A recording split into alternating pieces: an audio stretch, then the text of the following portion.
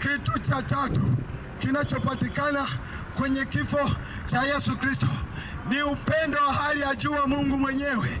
Bwana Yesu asifiwe.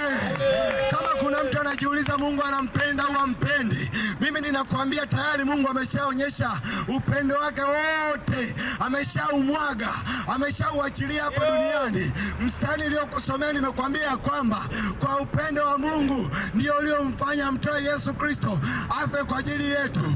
Maana yake kwa kufa kwa Kristo sisi tunaelewa ya kwamba hapo Mungu ndipo anapotuonyesha kwamba anatupenda. Maana yake kama Yesu asingekufa, maana yake tusingekombolewa. Kwa lugha nyingine tungesema Mungu hatupendi. Lakini kwa sababu Mungu ni mwenye haki na ni Mungu mwenye upendo, akasema hapana, siwezi kuacha watu duniani. Ndio maana akamtuma Yesu Kristo afe kwa ajili yako, afe kwa ajili yangu, ili sote tukombolewe. Kwa hiyo katika kifo cha Yesu ndipo tunauona upendo wa hali ya juu wa Mungu. Amen. Haleluya. Haleluya. Haleluya.